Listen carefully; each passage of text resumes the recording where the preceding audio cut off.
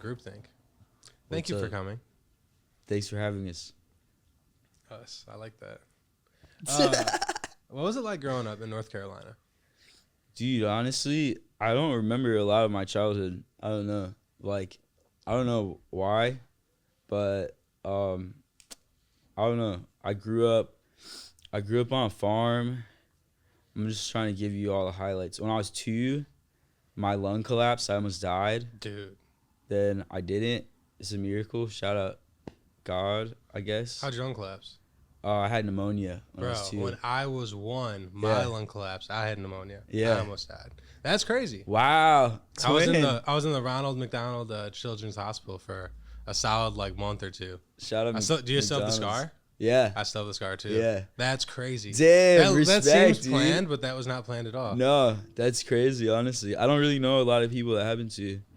But that I grew up like in the country, like by a farm. How country are we talking?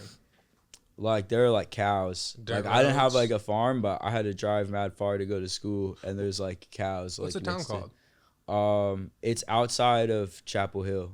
Yeah, it'd be like Pittsburgh, basically. Would be like a town. Yeah. Damn. But You like country music? dude, I tried, bro. I kind of appreciate it more now. I So do remember yeah. I remember like trying to like listen to the country radio station for probably about a month. Like trying to make myself like it, but I just couldn't tap in. Country music's tough. I appreciate it now. Like as I get older, I start appreciating some songs. When I was younger, it was always tough because it was very sad music. Yeah. It was like, I think what I realized too is like I don't really listen to the radio anyway. So it'd be the same thing as like if I wouldn't like pop music if I only listened to the radio. It's the same thing with country. Like now there's same thing. But you know what I did like and I do like is like folk music. Like my mom really likes folk music, and there's some cool like crossovers and stuff there. I made a couple folk songs, honestly. Like nothing I've put out, but like I don't know. I like folk music. Yeah. Who were some of your musical influences growing up? I don't know. I think the first song I ever liked was In the Club, like 50 Cent. I just remember like, go shawty. Like, I just remember I was a kid, I was like, that's so hard. But I honestly like was really into the music like in movies. Like before I even knew like the names of the songs or artists or anything, like I would just be super into like just like really like the sounds and textures that would be in songs in the movies before I was like looking music up on a blog or like learning about it. I would just watch movies over to hear like certain songs and stuff, and then I would kind of come to realize like, oh, that's like MGMT, or that's like Passion Pit, or like whatever. But when I was a kid, it was all just like, wow, like that sound is crazy, or like that melody is really cool and stuff. So that's like I'd first get into like, it was like concurrently like I'd be like 50 Cent, he's sick, Candy Shop, like In the Club, and then I'd be like just watching movies, and I didn't even connect that they were like in the same world. I'd be like, damn, this opening of this song of this movie, it's like Time to Pretend or whatever. I'd be like, oh, like these sounds are so crazy. And then I started to connect, like I think I just recently started to like really bridge all of that. But yeah. And then at what age did you first start creating music? I don't know. Honestly, for me, before I even got into music, it was like poetry. Like I used to do spoken word. And like that was like I was doing that, and I got a scholarship for school for that, and I was like trying to make music, but I like I was like linking with producers and stuff, and I was like writing stuff, but I didn't know how to sing. I didn't know how to play like any instruments, and I would play them like, I think I played them like King Cruel records. Like I would play them like Out Getting Ribs or something. That's just good. And I'd be like, can you make me a beat like this? And they'd be like, this is just guitar. Like, what do you, like, no. Like, so I started like just, and I also just like in a bad like headspace. Like I was just doing kind of some bad like stuff I wasn't really supposed to be doing, and like just wasn't in the right in a good like mental place. Mhm. And I started just kind of like, I just remember one day I had this like crazy panic attack. I just went to like the music store like by where I was going to school and just bought a MIDI keyboard, and I was like, I'm just gonna like try to learn how to play piano. Like, I don't know anything in my life right now. I'm just gonna start here. And I was just like teaching myself for a while, maybe like 6 months, like just almost like as meditation. Like half of it was to try to write songs, or half of it was just for like just to not like lose my mind for real. And then like after doing that for a while, like probably like 6 months, I was like, I did like an audition for the music school, and somehow they were just nice and like let me take, like I wasn't a major, but they let me take some like composition classes and piano 101. And I was like in the piano 101 class, bro, and I was so trash. Like everyone else in there was so much better than me. I literally like would be leaving that shit like crying, like embarrassingly, like sadly. I like, cause I would be so bad, dude. And then like, but then one day, like towards the end of the piano 101 class, like I was like, can I show you guys like this song I wrote? And I like played them the song that I wrote, and they're all like, oh wait, like you're fire. Like, and I realized like that was what my like gift, I guess, was that like, although these other people could play a million times better than me and read music 10 million times better than me, like no, like what I had was like, I would hear songs in my head that I would like want to bring to fruition. And by learning like more about music, I was able to like to do that. And then I started to realize that and try to hone that like further. But that's kind of how it all started, like for me. What school is this? Wisconsin. Okay. Yeah. So this is at University of Wisconsin? At university. Yeah, okay. yeah. What made you want to attend University of Wisconsin in the first place?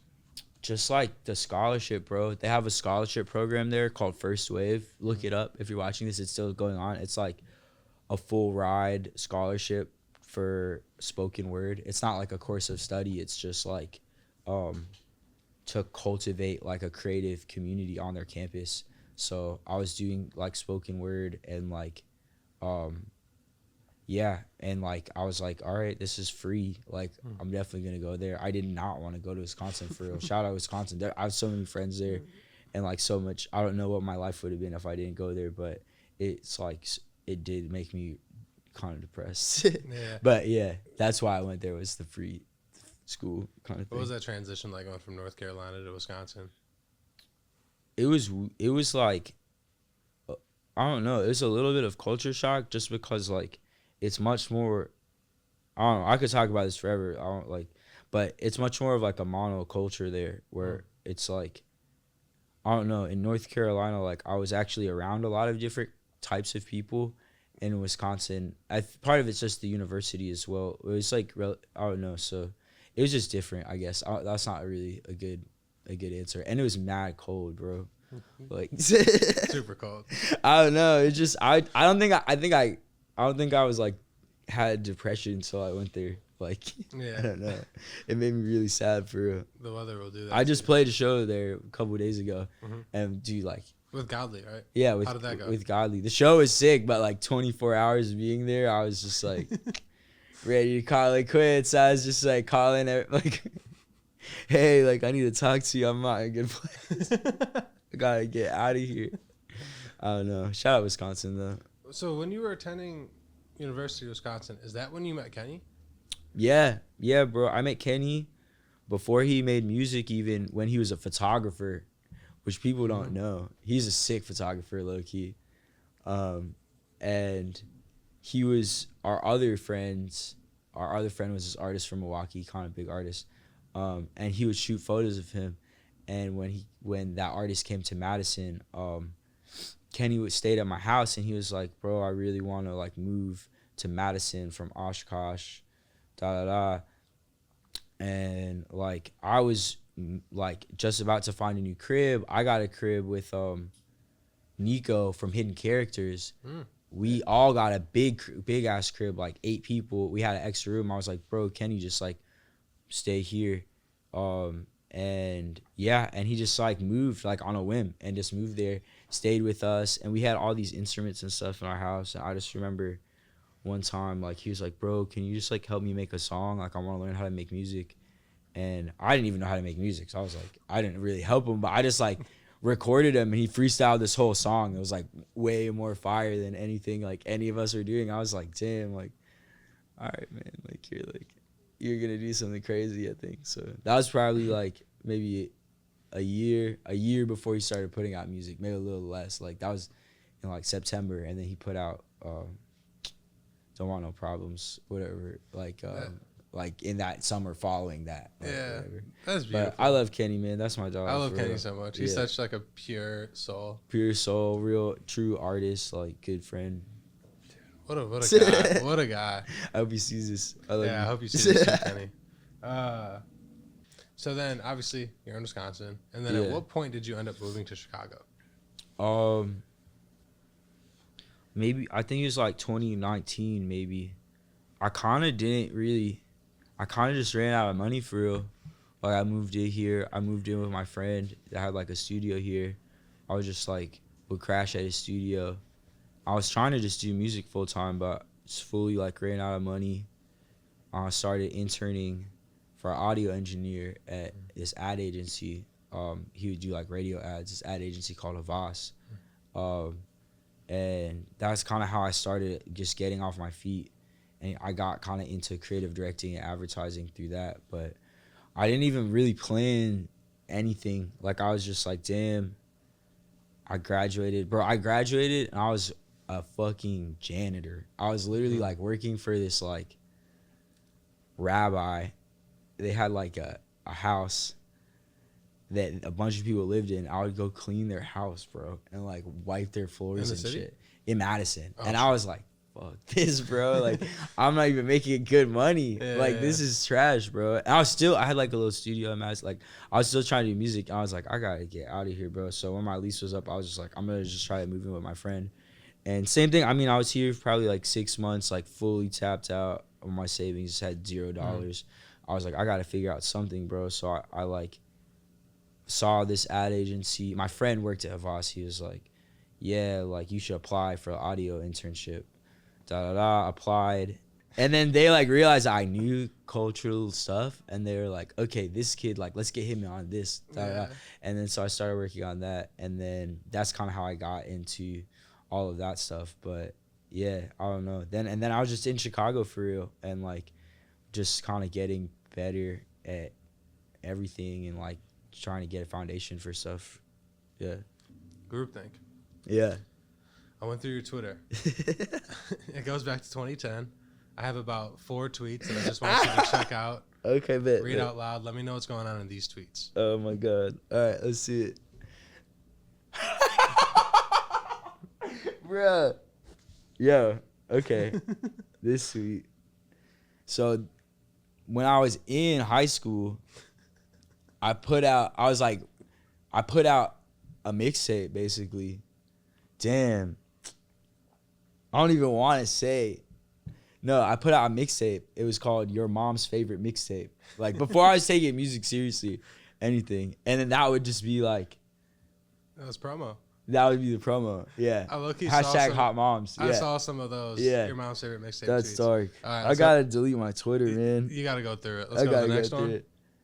Pineapple White Owl release date. That's just a crazy tweet. Yo, no, I was like really, really into cigarillos, bro. Like that was like a real. That was the time. That was the time. You first start smoking weed. It's the White Owl grapes. Yeah, yeah, no, and it was like, I think that when you talked about me going to Wisconsin, that was probably the biggest. That was the biggest shock for me. Is they had terrible blunts. They had terrible cigarillos. There's great assortment of cigarillos in North Carolina. I don't even smoke weed now. But yeah, me either. Yeah. But what I used to be quite an next tweet. This one was hilarious. Bro. No comment, bro.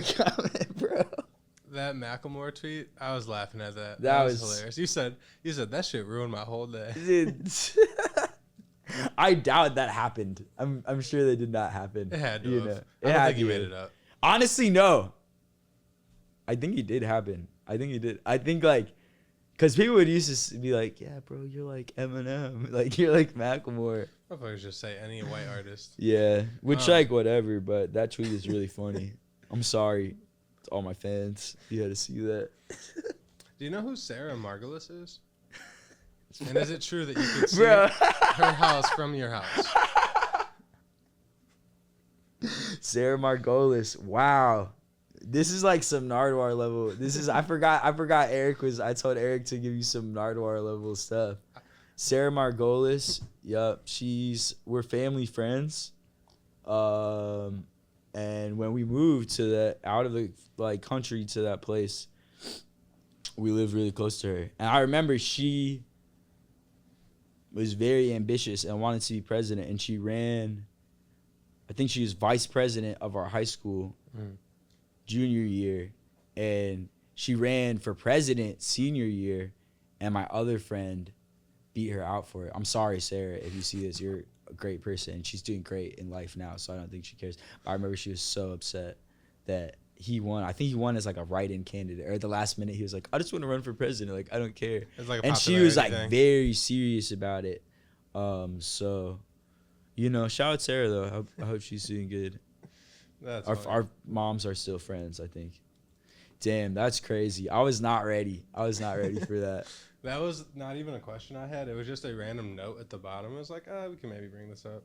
Who told you that, man? Not Eric. I'll tell you what. Eric told me some good stuff. Eric told me like how you interned at Hidden Characters. Yeah. He told me that you attended, or that you were Kenny's roommate. He told me a couple of things. He told you some stuff. That I had to dig deep. Damn, that's crazy. Get to know you question. Yeah. What is your favorite episode of SpongeBob? Damn, favorite episode of SpongeBob? I think the one where he gets, he's trying to catch the bus, and he's in the, what's the other place called? They were like lost in like a. The other, it's like something. Was it Rock Bottom? Rock Bottom, yeah. No one knows, man. When he went to Rock Bottom, and he was trying to like get back on the bus, and he's talking to the bus people, and they're like, that one is definitely a classic, because that shows like the dark kind of side of SpongeBob, the fever dream like side of SpongeBob. That one was scary. Like they really having hits. I like the chocolate episode too, and I like the one where he's like, Squidward, you like Krabby Patties, don't you? Like that one's good too. Yeah, Tim. Ever since Mobby told me that one episode, every time I asked that, I just laugh. Did you ever watch the episode where they fed SpongeBob a Krabby Patty that was a bomb? And like the whole episode is like, at this hour, the bomb's going to go off. And Squidward's like panicking the whole episode, like thinking he's about to blow up his buddy. You've ever seen that? Mm-mm. Dude, classic. Man. Well, how does it end? It was like a dud. It wasn't a bomb, but like it's the first time you see Squidward vulnerable. Like caring? Yeah, he's dude, like, oh, actually hilarious. I care. The last artist I interviewed brought it up, and I'm just stuck on it now. Yeah, no, that's hard. So you have a talent for directing music videos. Like I've seen the videos you did for the Oh My's and God Leave the Ruler. Do you plan on doing more of that in the future? Yeah, I definitely want to. I think it's like, honestly, I have more experience like directing ads and stuff like than music videos, but I really like short form videos like that, like, and I really want to. I feel like one of my goals as an artist is to direct a Super Bowl commercial. That would be super, like, that'd be the coolest thing. I directed a Volkswagen commercial, low key. That's like a secret. Not a lot of people know that, but I did it, and then I did the music for it too. That was before I put out like any music or anything. But I want to keep like, I don't know, sometimes it's just like the amount of time in the day, but I'm definitely like, I don't know, have jack of all trades kind of syndrome of like, I really like, I think that when you approach something like in a non-traditional, like not non-linear way, like you can do it differently. It's like a photographer, like if you, or like it's like a tattoo artist, like if you, there's different ways to approach it. If you can like apprentice and learn every style and learn how to do every tattoo and do it or you can just have your style and just do it like and just do your flash. Or like a photographer, it's like you can learn how to shoot in studio and this and that and shoot weddings and shoot this and this and be like, or you can be like, oh, I just shoot on this one camera and I do this. So it's like I'm definitely like I want to do it more, but I think maybe what's allowed me to do anything that people maybe would even think is cool is because I'm not doing like that many videos. So like I think like I don't have to think that utilitarian. I can just like go crazy on a couple videos that I think are really cool, and then you know, I don't have to do like a bunch of them in a 3-month span. I can just do like that one. But like I think it's like that's why I really respect people that like do a lot of them. Like it's kind of easier for me because I'm just doing them in my style. I'm just doing them like as I like when I want, you know. So I don't know if that answered the question, but I definitely want to do more ones that I'm passionate about, and I want to find more artists that like are open to like just letting me like do my thing, I guess, you know. What are you currently working on? Like, do you have a project in the works? Yeah, I'm working on a sound, really. Like, I explored a lot of stuff. I did a lot of sessions, a lot of studio time with a lot of different talented people. That was awesome. But I kind of found like that I think what I really love about a band is like when you can go to their page and just like press play and like just let it go. And I didn't know if I really had like earned that or found that yet in my music. So I kind of started working on a sound that's going to be like a project. It's going to be an EP. Has a title. I don't know if I should say the title, but and yeah, like I feel like it's like for me it's like debuting like my true like sound, like what I've been trying to do with everything I've put out so far. So I've been just working like on that. I haven't been really writing for other people anymore right now. I haven't been doing other stuff. I've just been doing that, and that's been nice too. I realized I just need to focus and like have my shitty studio like in North Hollywood, like, and just me or like me and like a couple of different friends that I trust, like they get what I'm trying to do, and just like go there like 12-14 hours a day and just like work on it, and then like think about how that looks visually and stuff like that. So yeah, I'm working on an EP.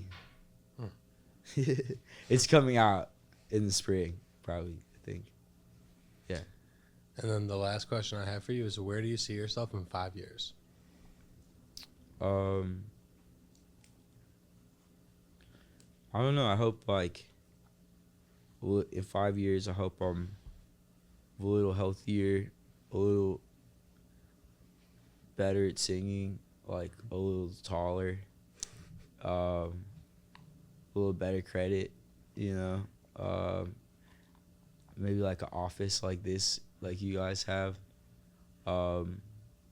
just working on like the coolest music that's coming out, whether it's my stuff, my like band stuff, whatever, whether it's other people, whether it's directing. Like I really feel like that's kind of like my compass right now, is just like what's speaking to me and not like really anything else. So I feel like I hope I follow that like 5 years into the future, and like if that makes me super rich and successful, that's cool.